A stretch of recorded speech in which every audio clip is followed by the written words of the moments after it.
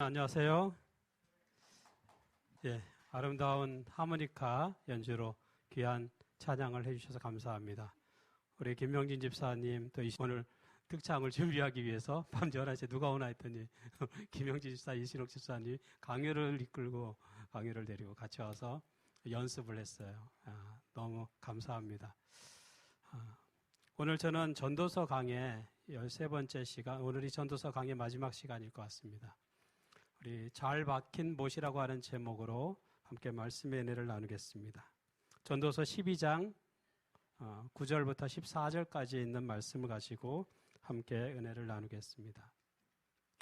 지난주 안식일 날 오후에 우리 서울 본향교회에서 40주년 기념 감사 예배 또 음악회가 있었습니다. 이제 서울 본향교회는 원래는 그 강남에 있는 역삼동에 교회가 있었습니다. 그때는 역삼 맹인교회였어요. 이 교회가 맹인교회예요. 그래서 그 목사님이 얼마 전에 저한테 전화가 왔어요. 같은 장애인교회니까 우리 합회는 다르지만 같은 장애인교회니까 저보고 와서 감사예배 기도를 해달라고 그래가지고 제가 가서 이제 기도를 하게 됐습니다. 많은 맹인분들이 오셨어요. 앞을 보지 못하는 많은 맹인분들이 오시고 또 맹인분들은 소리를 들을 수는 있으니까 우리는 소리를 듣지 못하지만 소리를 듣기 때문에 이렇게 음악회를 이제 잘 하는데 제가 여기 보니까 이 사람 여기 보면은 사람 키보다 더 큰 이게 무슨 악기예요? 네. 이 진짜 아주 화려한 아주 사람 키보다 더 큰 이 하프를 가지고 연주하는데 아주 소리가 굉장히 좋더라고요.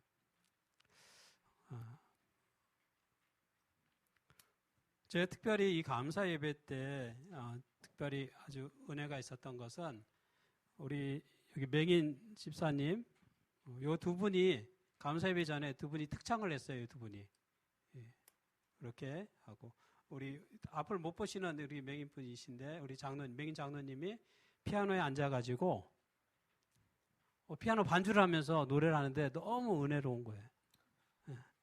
저도 앞을 보지만은 이게 피아노를 못 치거든요.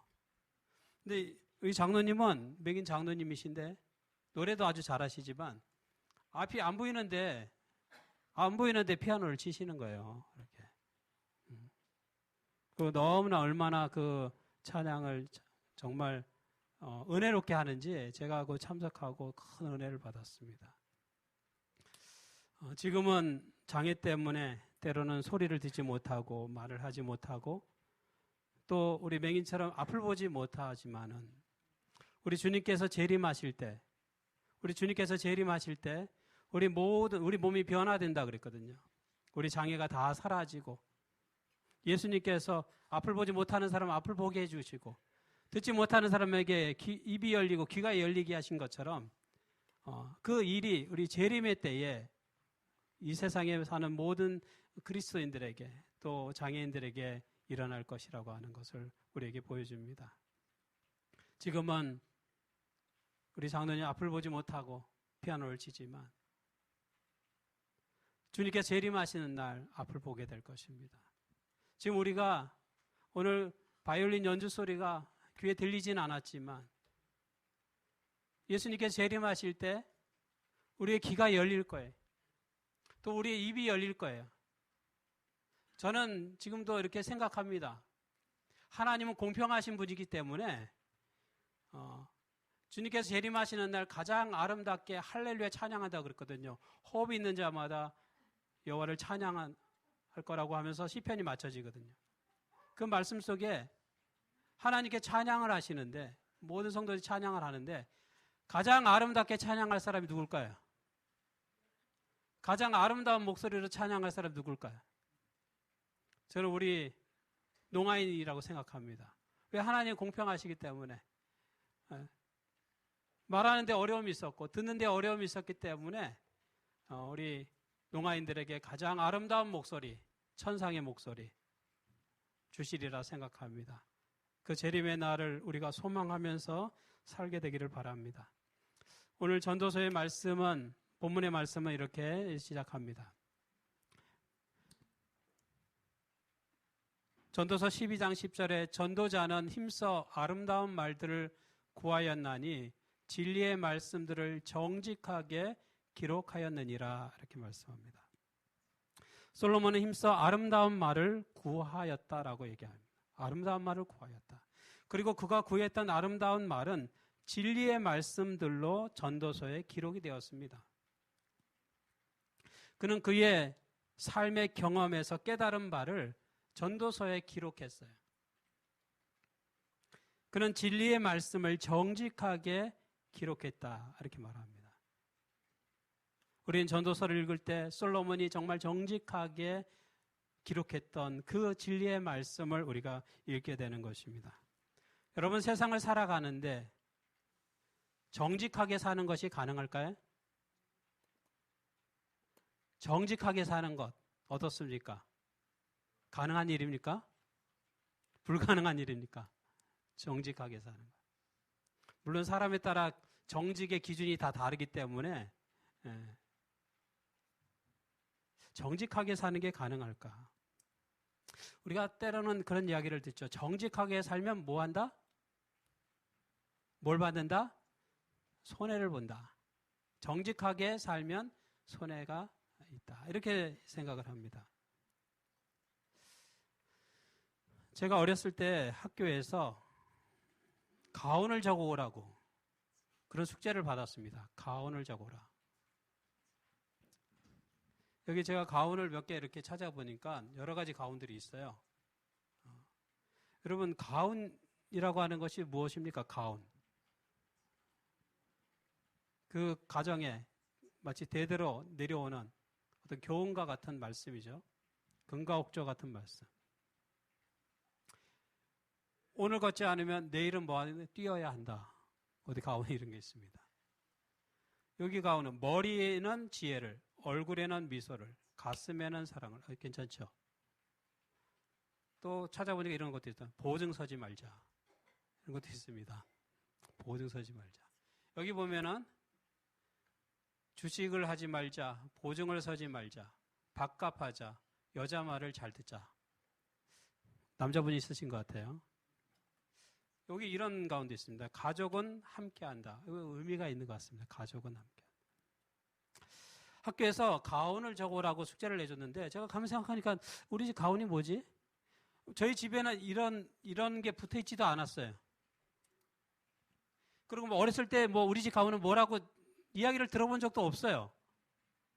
그래서 부모님에게 물어봤죠. 우리 집 가온이 뭐예요? 그랬더니 한참을 생각하시더니 정직이라고 적어라 그랬어요. 정직이라고 적어라. 그래서 저는 어렸을 때 우리 집 가온은 정직이구나 이렇게 생각하고 그렇게 살았습니다. 그런 나름 정직하게 살려고 노력을 했어요. 여러분, 우리 그리스도인들은 어떻게 살아야 될까? 정직하게 사는 것이 힘들다고 하지만 그럴지라도 우리 그리스도인들은 정직을 추구하면서 살아야겠죠.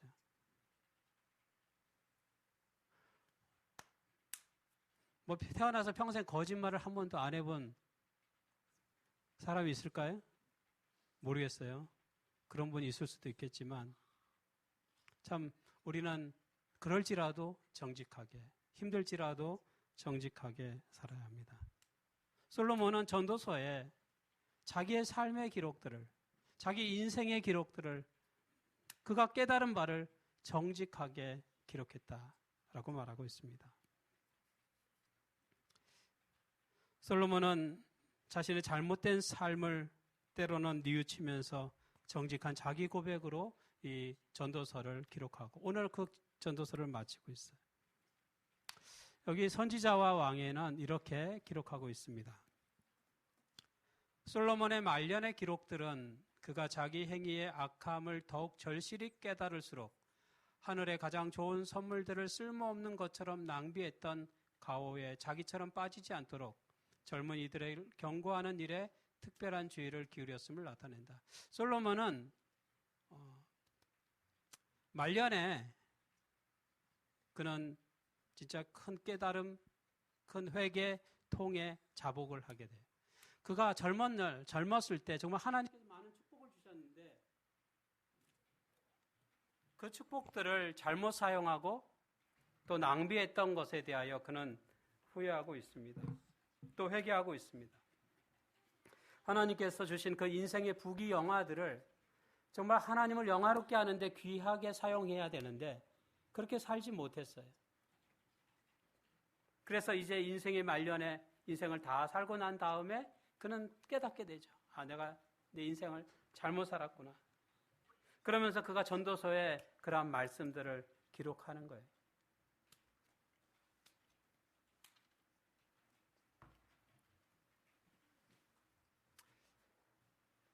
여기 선지자 왕에는 이렇게 기록합니다.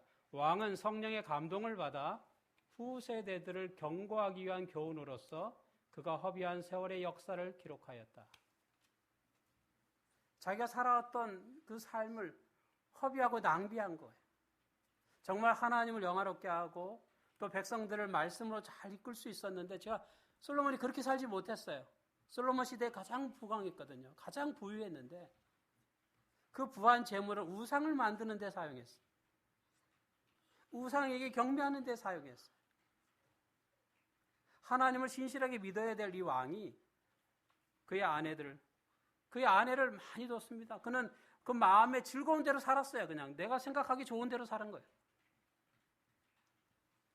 그는 수백 명의 아내를 거느리고 살았어요. 우리는 한 명의 아내를 거느리고 살 때도 때로는 힘들어할 때도 있는데 수백 명의 아내를 거느리고 사는 것이 솔로몬의 인생이었습니다. 그리고 그렇게 살아왔던 인생을 되돌아보니까 인생이 어때요? 그렇게 인생을 즐기고 나름 행복하게 살겠다라고 원하는 대로 살았는데 그렇게 살고 난 다음에 인생의 기록을 쓸 때 그가 가장 처음에 쓴 게 뭐예요? 전도서에? 뭐라고요? 헛되고 헛되니. 인생이 헛되다는 거예요. 그가 전도서 12장을 마칠 때도 똑같이 또 헛된 그러한 이야기를 하는 거예요. 인생이 헛되다는 거예요. 그렇게 살아보니까 어때요? 그렇게 살아보니까 인생이 헛되다라고 하는 거예요.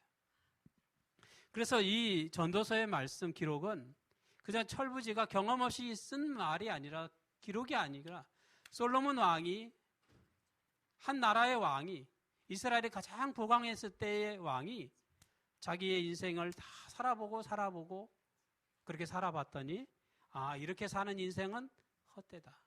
하나님을 떠나서 사는 인생은 헛되다라고 하는 그러한 결론을 그가 얻게 된 것입니다. 그는 이 전도서를 통하여 자신의 참회록을 기록하고 있어요. 그러면서 그는 이 전도서의 가장 마지막에 이런 글을 기록합니다. 일의 결국을 다 들었으니 하나님을 경외하고 그의 명령들을 지킬지어다. 이것이 모든 사람의 뭐라고요? 본분이라고 얘기합니다. 본분. 내가 뭐 더 쓸 수도 있어요. 뭐 12장이 아니라 13장, 14장, 15장 뭐 계속해서 쓸 수 있지만 쓸 필요가 없어요. 결국엔 뭐예요? 결국에는 사람은 하나님을 경외하고 사는 것이 하나님의 말씀에 순종하며 사는 것이 그것이 진정으로 사람이 행복하게 사는 비결이라고 하는 것을 그는 말하고 있습니다. 본분이라고 하는 것은 의무를 이야기해요. 그건 마땅히 해야 될 일인 것입니다. 여러분 전기나 수도가 공급되지 않아서 어려움을 당하신 적 있으세요? 물을 트는데 물이 안 나오는 거예요. 어느 날. 수도가 꽝꽝 얼어버린 거예요. 물이 안 나오니까 밥을 해 먹어야 되는데 물이 안 나와요. 얼었어요. 목욕을 해야 되는데 씻어야 되는데 물이 안 나와요. 화장실을 써야 되는데 물이 안 나오는 거예요. 어떻게 합니까? 방법이 없어요. 어떤 날은 전기가 안 들어올 때가 있어요. 전기가 안 들어요. 여러분 한동안 여름에 사람들이 에어컨을 많이 쓰니까 갑자기 전기가 끊어져 버려요. 단전이 된 거예요. 무더운 날 전기가 안 들어오면 어떡합니까? 냉장고도 안 돌아가고 선풍기도 안 되고 에어컨도 안 되고 방법이 없어요. 요즘같이 겨울철에는 또 보일러가 얼거나 수도 계량기가 터져버려요. 어떡합니까? 방법이 없어요. 전기가 잘 공급이 되고 물이 잘 나와야 생활이 편리하게 되죠. 버스가 파업을 하면 버스를 탈 수가 없는 거예요. 지하철이 파업을 하면 지하철을 탈 수가 없어요. 병원에 가서 진료를 받으려고 의사 선생님이 진료를 안 해주는 거예요. 그럼 어떻게 합니까? 버스 운전사가 버스를 운전하는 것이 그의 본분이에요. 의사 선생님이 진료를 하는 게 그의 본분이에요. 전기를 공급하는 사람이 그것을 하는 것이 그가 본분이에요. 그 일을 하지 않으면 어떻게 해요? 우리는 생활이 어떻습니까? 어려워요. 고통을 받죠. 그것이 본분인 거예요. 그 직업을 가진 사람이 해야 될 본분이에요. 누군가는 그 일을 해줘야 돼요. 누군가는 그 일을 해야 우리가 혜택을 누리는 거예요. 근데 그 일을 하지 않는다고 하는 것은 문제가 있는 거죠. 하나님을 경외하는 것은 사람으로서의 뭐라고요? 본분이에요. 마땅히 해야 될 거예요. 그것이 우리가 살아갈 때 진정한 행복을 누릴 수 있다고 하는 것입니다. 장로교를 세운 칼뱅은 인간이 살면서 알아야 될 두 가지 지식이 있다고 얘기합니다. 하나는 사람에 대한 지식이고 하나는 하나님에 대한 지식이라고 얘기했어요. 우리가 사람에 대해 아는 게 필요해요. 그러나 또한 우리는 하나님에 대해서 알아야 되고 하나님의 말씀에 순종하며 살아야 합니다. 사람은 창조 때부터 하나님께서 우리 사람에게 하나님을 섬기도록 이 프로그래밍이 되어 있는 거예요, 우리가. 그래서 하나님이 사람에게 영혼을 사모하는 마음을 심어주셨습니다. 성경에 기록하죠. 전도서 3장 11절에 이렇게 말씀하지 않습니까?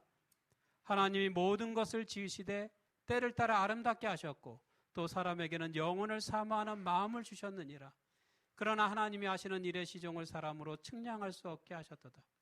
하나님께서 모든 것을 지으셨는데 사람에게는 영혼을 사모하는 마음을 주셨다라고 해요. 우리의 세포 속에, 우리의 뇌 속에 영혼을 사모하는 그런 마음이 이게 입력이 되어 있는 거예요. 그래서 사람은 이 세상의 삶으로 만족하지 못해요. 이 세상 삶뿐만 아니라 내세를 그리워하게 되고 영원한 삶을 추구하게 되는 것입니다. 중국의 진시황도 최고의 권력을 가졌지만 그 삶으로 만족하고 싶지 않은 거예요. 더 오래 살고 싶은 거예요. 사람은 누구나 100년을 살아도 더 살고 싶어요. 더 영원한 그런 삶을 추구하게 돼요. 이 땅에서의 삶에 만족하지 못합니다. 솔로몬은 하나님의 말씀에 순종하며 사는 것이 인생의 진정한 행복이 됨을 그는 마음 깊이 깨닫게 됩니다. 솔로몬의 진정한 지혜는 하나님을 경외함으로 얻어지는 것입니다. 우리가 인생에서 진정한 지혜를 얻는다고 하는 것은 하나님 안에서 얻어지는 거예요. 하나님을 떠나서는 해 아래서 하는 모든 수고가 헛되다라고 그는 고백하는 것입니다. 여기 전도서 12장 11절의 말씀을 우리 같이 읽어보겠습니다. 전도서 12장 11절 말씀 시작. 지혜자들의 말씀들은 찌르는 채찍들 같고 회중의 스승들의 말씀들은 잘 박힌 못 같으니 다 한 목자가 주신 바니라. 여기 말씀이 채찍과 같다 이렇게 말씀합니다. 전도서를 통해서 우리는 인생의 지혜를 배우게 되는데 또 그 말씀들이 때로는 찌르는 채찍과 같다 이렇게 얘기합니다. 목자들이 가축들이 올바른 방향으로 가지 않을 때 그 방향을 돌리기 위해서 때때로 이 채찍을 사용하네요. 여기 나와 있는 이 채찍은 가축에게 자극을 주기 위해 사용되는 뾰족한 막대기라고 얘기합니다. 가축이 오른쪽으로 가야 되는데 자꾸 왼쪽으로 가는 거예요. 그럼 어떻게 합니까? 그냥 가게 내버려 둡니까? 목자가 이쪽으로 가라고 지시를 하죠. 그래서 뾰족한 막대기로 찌르는 거예요. 이쪽으로 가라고 때리는 것이죠. 하나님의 말씀이 때로는 우리에게 채찍과 같이 다가올 때가 있습니다. 아파요. 말씀이 우리에게 다가오면 우리가 아픕니다. 때로는 우리가 삶을 통해서 어떤 인생의 고통을 경험할 수 있어요. 힘든 것, 슬픔을 경험할 수 있어요. 근데 그 힘든 거, 그 고통 속에서 우리는 때로 그 말씀을 묵상하게 돼요. 삶을 묵상하게 돼요. 그러면서 하나님이 주시는 음성을 듣게 되는 거예요. 내 삶이 잘못된 방향으로 가고 있을 때 하나님이 때때로 채찍과 같이 우리의 방향을 선회시키는 것이죠. 그 길로 가면 안 되기 때문에 올바른 방향으로 우리를 이끄신다는 것입니다. 여기 또한 말씀은 잘 박힌 못과 같다 이야기합니다. 잘 박힌 못과 같다. 말씀은 잘 박힌 못과 같다. 전에 저희 집에 이 성구가 적혀 있는 이와 같은 큰 액자가 있었습니다. 유리가 이렇게 유리로 돼 있어, 유리가 이렇게 덮여 있어서 꽤 무거워요. 무게가 나가. 제가 전에 송우리 교회에 첫 부임했을 때 우리 집사님들이 선물로 이렇게 사가지고 온 거예요. 그래서 집에 이렇게 걸어놨어요. 어느 날 보니까 이 액자가 떨어져서 깨져 있는 거예요. 이 무게가 나가는 게 뚝 떨어지고 다 깨져 있는 거예요. 이게 왜 깨져 있나 보니까 이게 못이 빠진 거예요. 못이. 이 벽이 너무 단단해가지고 못질을 했는데 못이 깊이 들어가지 않고 살짝 걸쳐만 있었던 거예요. 그러다가 누가 와서 이제 액자를 건드리니까 이게 쿡 떨어져서 깨져버린 거예요. 하나님의 말씀은 잘 박혀 있는 못과 같아요. 그래서 무엇을 걸어도 움직이지 않아요. 고정이 되는 거죠.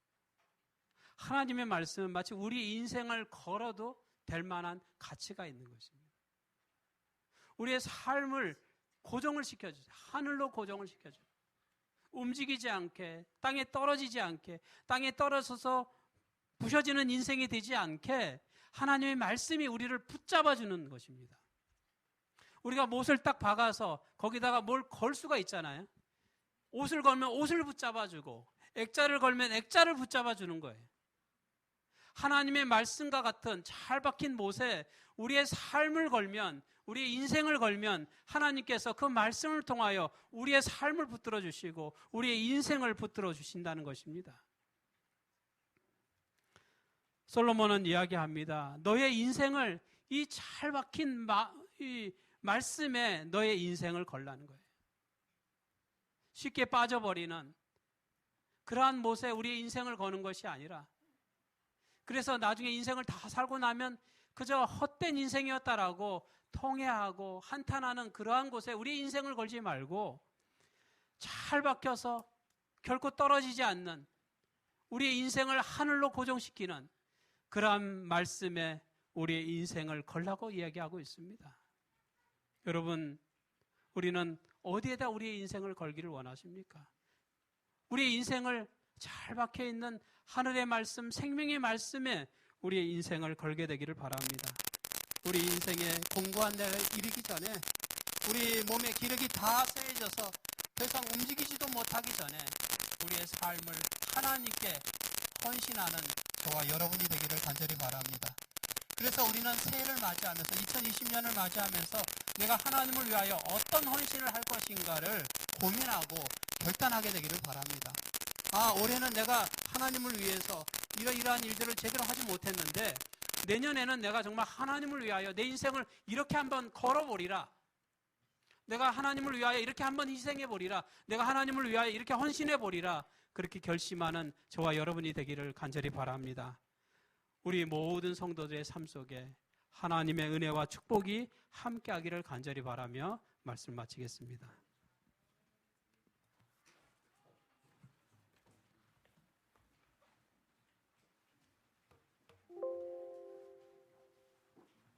지금은 헌금 시간입니다.